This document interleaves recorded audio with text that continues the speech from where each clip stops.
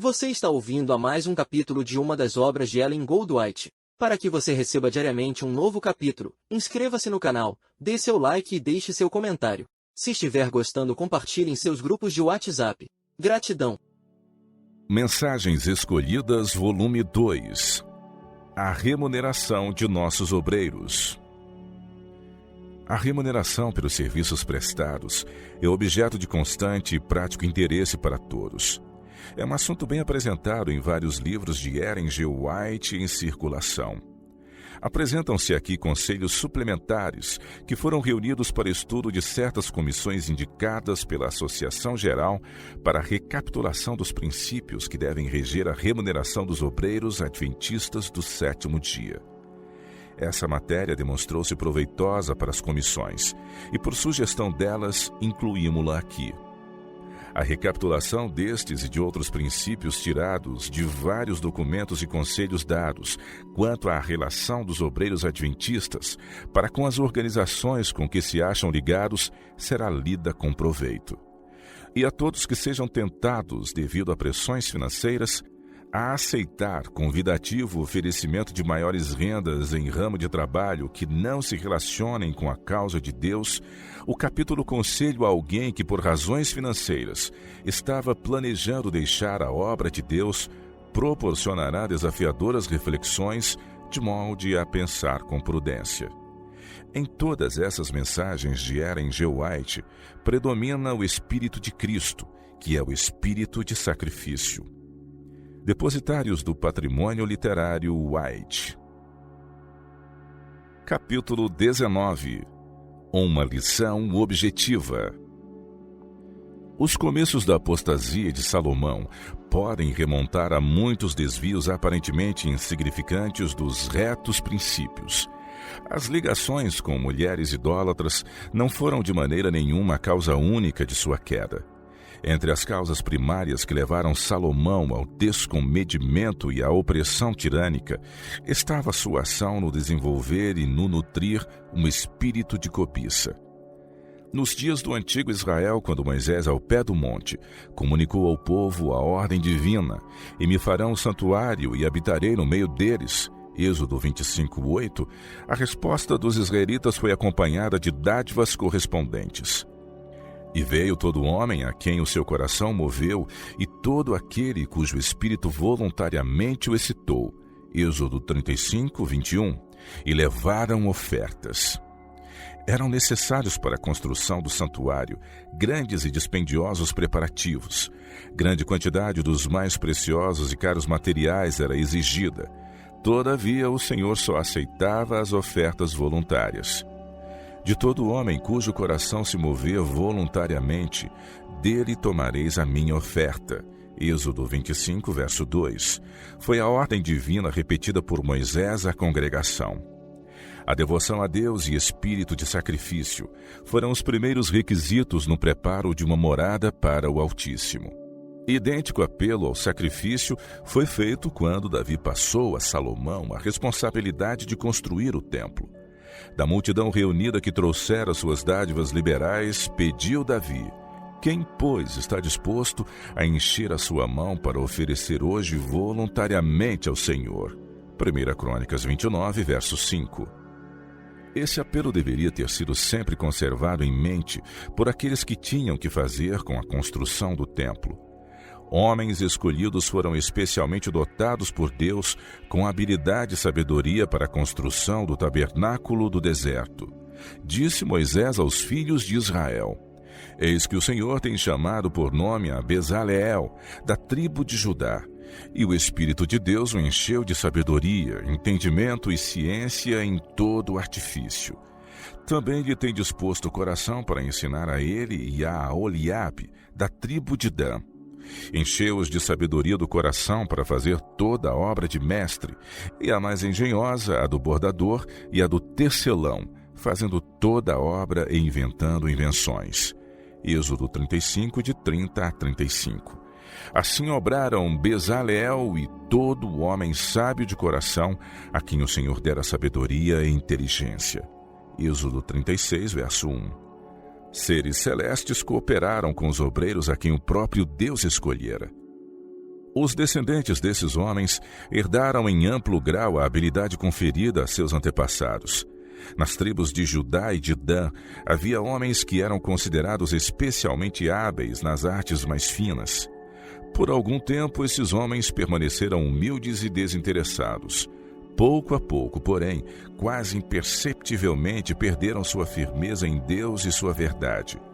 Começaram a pedir mais altas remunerações por causa de sua habilidade superior. Em alguns casos, essas solicitações foram concedidas, mas na maioria das vezes, aqueles que pediam pagas maiores procuraram emprego nas nações vizinhas. Em lugar do nobre espírito de sacrifício que enchera o coração de seus ilustres ancestrais, nutriram o espírito de cobiça, de avidez de mais e mais. Serviram reis pagãos com a habilidade que por Deus lhes fora dada e desonraram a seu Criador. Empregou artífices incrédulos.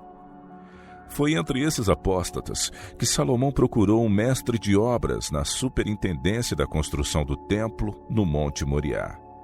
Minuciosas especificações escritas com referência a cada parte da estrutura sagrada foram confiadas ao rei, e ele devia haver esperado em Deus com fé quanto a consagrados auxiliares, aos quais haveria sido dada a habilidade especial para fazer com exatidão a obra requerida. Salomão, porém, perdeu de vista essa oportunidade de exercer fé em Deus. Mandou pedir ao rei de Tiro um homem sábio para trabalhar em ouro, e em prata, e em bronze, e em ferro, e em púrpura, e em carmesim, e em azul, e que saiba lavrar ao buril, juntamente com os sábios que estão comigo em Judá e em Jerusalém. 2 Crônicas, capítulo 2, verso 7. O rei fenício respondeu mandando Irão, um homem sábio de grande entendimento, filho de uma mulher das filhas de Dan, e cujo pai foi homem de Tiro. 2 Crônicas 2, versos 13 e 14. Este mestre entre os artífices, Irão, era descendente pelo lado de sua mãe, de Aholiabe, a quem centenas de anos antes Deus dera sabedoria especial para a construção do tabernáculo. Assim, à testa do grupo de obreiros de Salomão foi colocado um homem não santificado, que exigiu grandes remunerações por sua habilidade fora do comum. Os esforços de Irão não foram inspirados pelo desejo de prestar seus melhores serviços a Deus. Ele servia o Deus deste mundo, Mamon. As próprias fibras de seu ser haviam sido entretecidas com princípios de egoísmo, os quais se haviam revelado em sua avidez dos mais altos ganhos. E, gradualmente, esses princípios errôneos chegaram a ser nutridos por seus companheiros. Enquanto trabalhavam dia a dia com ele e cediam à tentação de comparar seu salário com os deles próprios, começaram a perder de vista o caráter santo da obra que faziam e demorar na diferença entre o ganho deles e o de Irão. Gradualmente perderam seu espírito de abnegação e fomentaram o espírito de cobiça. O resultado foi um pedido de maiores pagas, o que lhes foi concedido. As funestas influências postas em atividade pelo emprego desse homem de espírito ganancioso permearam todos os ramos do serviço do Senhor e estenderam-se pelo reino de Salomão. Os altos salários requeridos e alcançados deram muito ensejo à condescendência com o luxo e à extravagância. Nos efeitos de vasto alcance dessas influências, podem-se rastrear uma das principais causas da terrível apostasia daquele que uma vez fora o mais sábio dos mortais. O rei não estava sozinho em sua apostasia. Prodigalidade e corrupção manifestavam-se por todo o lado. Os pobres eram oprimidos pelos ricos. O espírito de sacrifício no serviço de Deus foi, por assim dizer, perdido. Aí está uma importantíssima lição para o povo de Deus nestes dias. Lição que muitos são tardios em aprender. Predomina no mundo o espírito de cobiça, de buscar as mais elevadas posições e os ganhos mais altos. O antigo espírito de abnegação e sacrifício raramente se encontra. Este, porém, é o único espírito que pode atuar em um verdadeiro seguidor de Jesus. Nosso divino Mestre deu-nos o exemplo da maneira por que devemos trabalhar.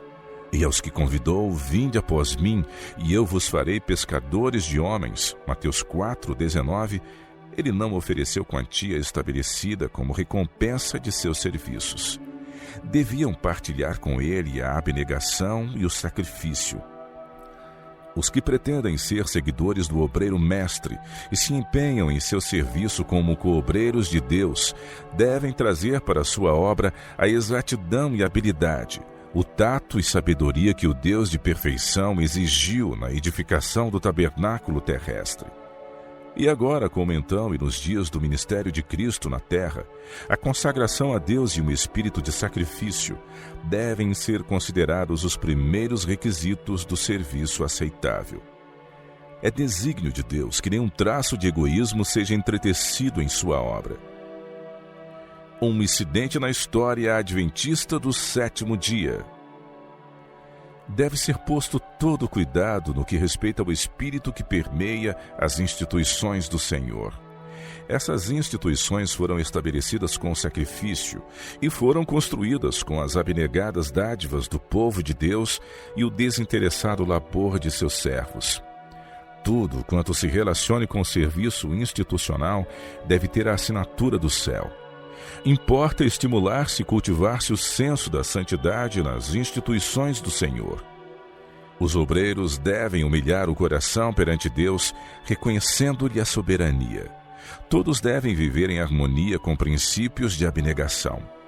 À medida que o obreiro fiel e disposto a sacrificar-se, com a lâmpada espiritual espevitada e ardendo, esforça-se abnegadamente para promover os interesses da instituição em que trabalha, terá preciosa experiência e será habilitado a dizer: na verdade, o Senhor está neste lugar. Sentir-se-á altamente privilegiado por ser-lhe permitido dar à instituição do Senhor sua capacidade, seu serviço e incansável vigilância.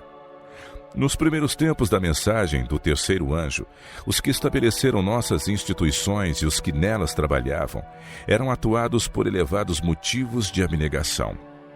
Recebiam por seus árduos labores nada mais que um insignificante salário, que mal dava para uma insuficiente manutenção.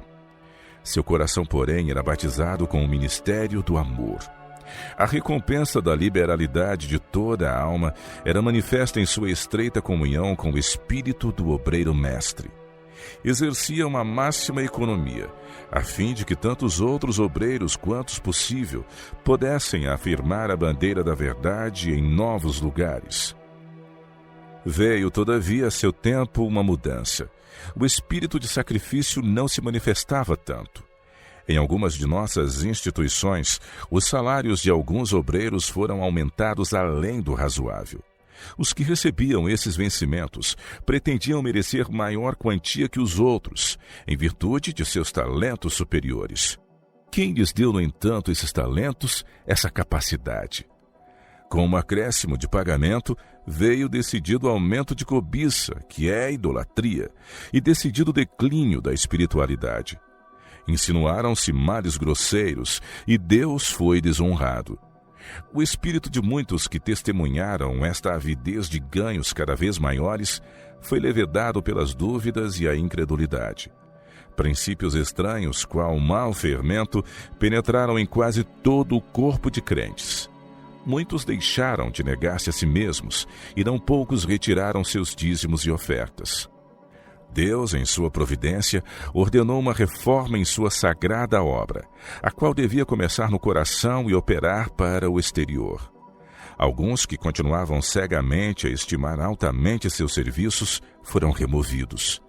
Outros receberam a mensagem a eles dada, volveram a Deus com inteiro propósito de coração e aprenderam a aborrecer seu espírito cobiçoso. Esforçaram-se o quanto possível para dar um bom exemplo ao povo mediante o reduzir voluntariamente seus salários. Compreenderam que nada menos que completa transformação de espírito e coração os salvaria de serem derribados por alguma poderosa tentação. Ameaça ao trabalho denominacional ativo.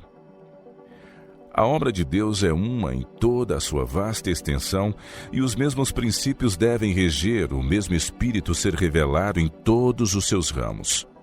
Ela precisa apresentar o selo da obra missionária. cada departamento da causa se acha relacionado com todas as partes do campo evangélico, e o espírito que rege um departamento será sentido no campo inteiro. Caso uma parte dos obreiros receba grandes salários, haverá outros em diversos ramos da obra que pedirão mais altas pagas, e perder-se-á gradualmente de vista o espírito de abnegação. Outras instituições e associações vão contagiar-se com o mesmo espírito, e será delas retirado o favor de Deus, pois ele jamais sanciona o egoísmo. Assim virá a termo nossa obra ativa. Unicamente mediante o contínuo sacrifício pode ela ser levada avante. Deus provará a fé de cada alma. Cristo comprou-nos com um infinito sacrifício. Se bem que rico, fez-se pobre por amor de nós, para que por sua pobreza entrássemos na posse de riquezas eternas. Tudo quanto possuímos de capacidade e intelecto foi-nos emprestado em confiança pelo Senhor, a fim de que o empreguemos para Ele. É nosso privilégio ser co-participantes do sacrifício de Cristo.